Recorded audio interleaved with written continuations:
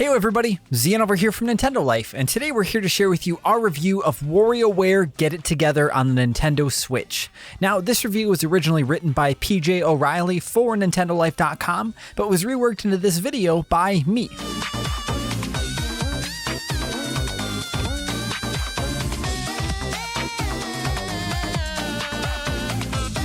We've all been waiting a good long while now for a brand new WarioWare game to dive into. We've had a compilation and a spin-off, but it's been around well over a decade since the last mainline addition to the franchise dropped. Now, that long wait is finally over, however, and WarioWare Get It Together has been worth the extended downtime. Nintendo has gone ahead and really shaken things up with this outing, and it's a shakeup that's paid off handsomely. This may well be the very best WarioWare yet. Of course, if you've been following the pre-release hype or jumped into the game's demo on the eShop, you'll undoubtedly already know all about the biggest change that has taken place with this entry. For the first time ever in the series, WarioWare's colorful cast of characters, who up until this point have been restricted to cheering from the sidelines, are now fully playable. Yeah, instead of controlling the bonkers minigames directly, in WarioWare Get It Together, you'll now have to pluck underarm hairs, squeeze toothpaste, plug nostrils, dance around toilet bowls, and so on by utilizing the unique skills of all 20 of the game's playable crew members. It's a change that instantly adds layers to the established core gameplay of the franchise, but it's also one that's been introduced and balanced perfectly so as to not spoil the magical mayhem that makes this subversive series tick. Add to this the fact that cooperative play has now been sewn into the very fabric of the micro games on offer here, and you've got a WarioWare that ups the ante in terms of the series' signature screwiness and the number of ways that you've got to engage with it. The story mode sees Wario and the rest of his crew get sucked inside his latest homemade video game console, where they need to play through 200 Mad Cat minigames in order to squash the nasty bugs that have got them trapped there in the first place. The campaign here is laid out on a map that leads to various worlds, each of which pertains to a different flavor of microgame. You've got 9V Nintendo Classics, Dribble and Spit's fantasy-themed offerings, and Jimmy T's sports games, as well as a bunch of remix modes and a boss battle for each and every area. The campaign is playable in either solo or two-player co-op, and does a neat job of introducing you to each and every one of the game's selectable characters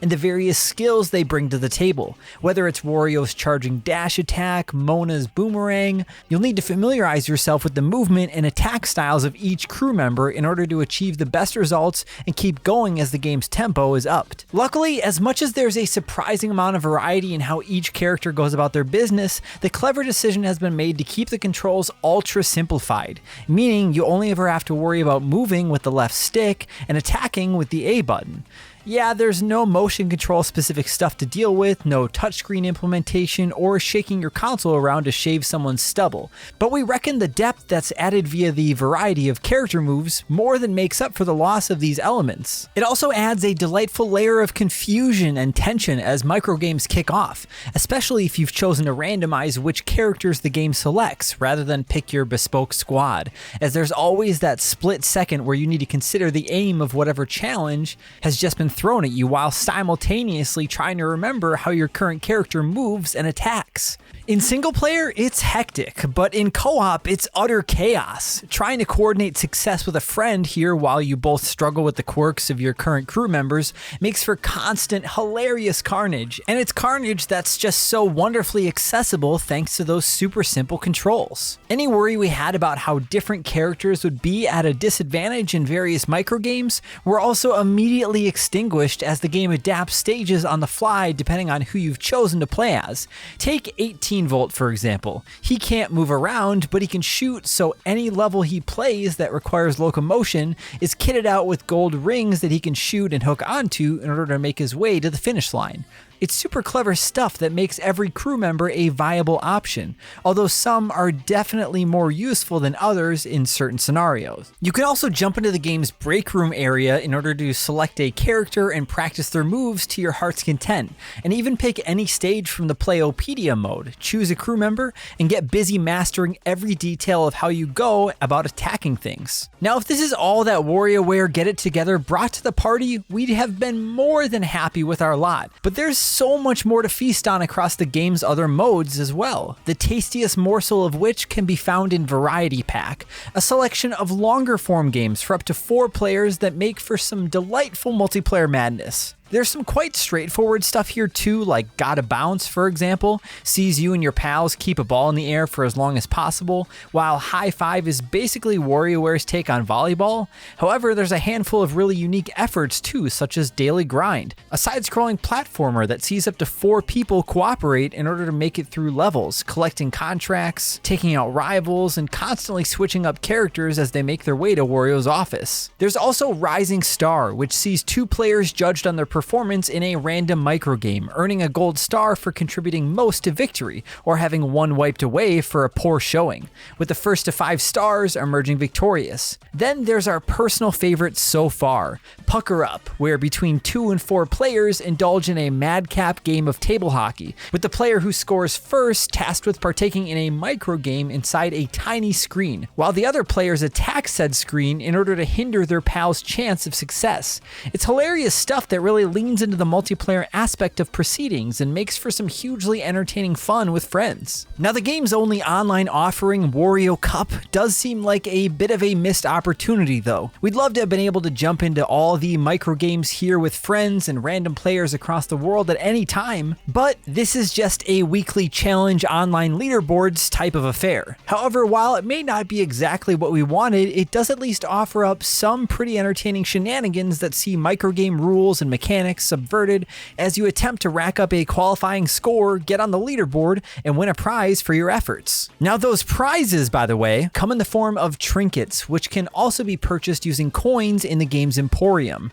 that are used in order to upgrade your crew members' job titles. Everyone starts out as a free spirit here, but can be leveled up through various stages by gifting them trinkets in order to unlock bonus customization options, which are usually just color palettes and gallery artwork. In terms of collectibles, it's pretty basic stuff, but for those who dig it, there's plenty to get your mitts on here, and it'll take you a good while to unlock each color palette option and piece of artwork for every character. With returning missions rounding out the package, there's a ton of stuff to do if you're the type of person who wants to see everything WarioWare Get It Together has to offer. Whether you're coming into this solo or planning on playing with a bunch of friends, what Nintendo has added to the core mechanics results in our favorite entry in the franchise to date, one that retains the madcap mayhem the series is known for, while bringing new levels of depth and choice in how you get together to play through its superb selection of microgames. The game performs perfectly in both docked and handheld modes, and with only a slightly disappointing online offering and a curious lack of voice acting for Wario himself in cutscenes, that's all we could really find to complain about. WarioWare Get It Together is a triumphant Switch debut for the immersive series that makes some daring changes to core gameplay, resulting in the best entry in the franchise to date. With a generous roster of playable characters, lots of solo and multiplayer modes to dig into, and stages that cleverly adapt to your choices on the fly, this is a superb compilation of hilarious microgames that deliver more ways to play than ever before. You'll laugh, you'll cry, you'll dodge bird droppings on a skateboard. Grab a few friends or family members, break out the controllers, and gather around the TV. WarioWare Get It Together is pretty much essential stuff. We here at Nintendo Life give WarioWare Get It Together on Nintendo Switch a 9 out of 10. If you'd like to check out our full written review, you could find that along with more news and information all about the WarioWare series over at nintendolife.com.